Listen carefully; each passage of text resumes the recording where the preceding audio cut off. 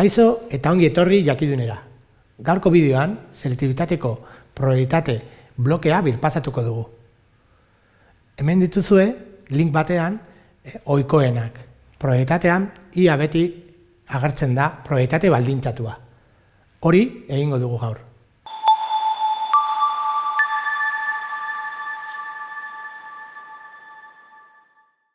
Gaur, 2024 ohiko A-boz ariketa egingo dugu. Boloduna.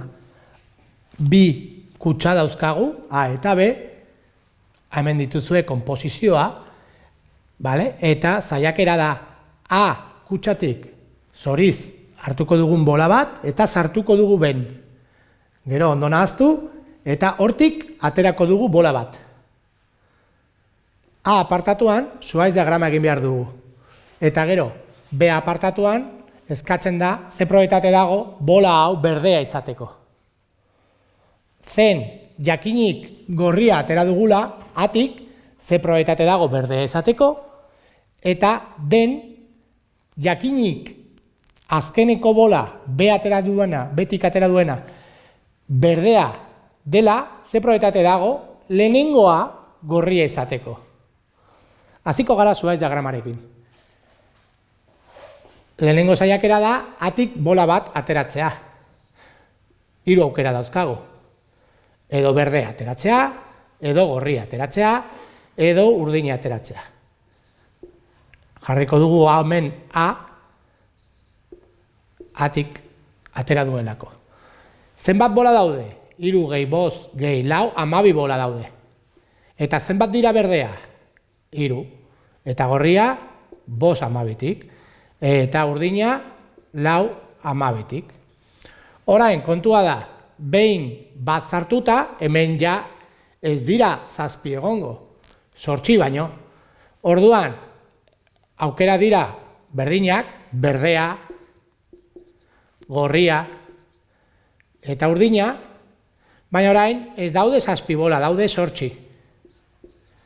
Eta berde bat gehiago sartzen badugu, ez daude 2 bola berde, 3 baino. 2 gorri, hori bai, eta 3 urdina. Eta horrela, zuhaiz diagrama egingo dugu, poliki-poliki. Orain berde 2 daude. Baina gorri bat gehiago, sartu dugu bat, orduan hemen 3 gorri daude. Eta urdina berdin, 3. Geratzen da, azken ardatza. Urdina sartzen badugu,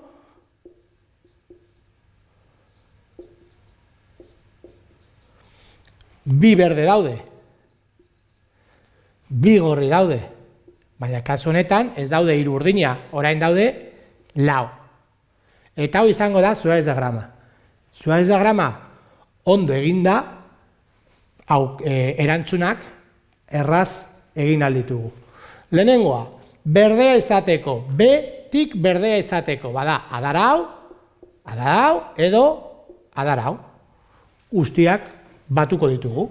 Lehenengoa da, 3 12ren, bider 3 8ren. Gehi, bestea, 5 12ren, bider 2 8ren. Eta azkenik, 4 12ren, bider 2 8ren.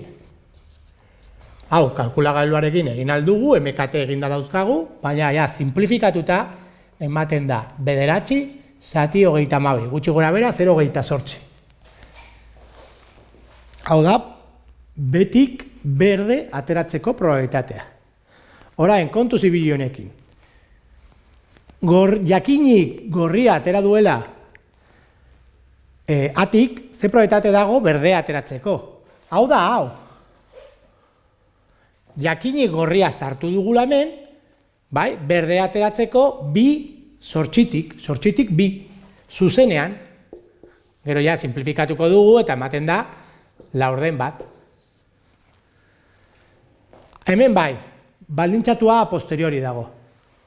Hemen da, jakinik berdea atera dugula, ze probabilitate dago lehenengo kutsatik, A kutsatik gorria ateratzeko, atera izateko.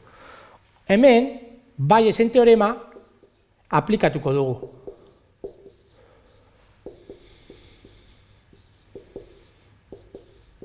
Hau da, hemen kokatu behar dugu osoa. Osoa da, hau, gehiago, gehiago. A apartatuan kalkulatu dugu. Bederatzi zati 32. Eta goian, hiru bidetik eskatzen digutena. Kasu honetan, gorria eta berdea. Hau, bide hau, erdiko bidea. Hau.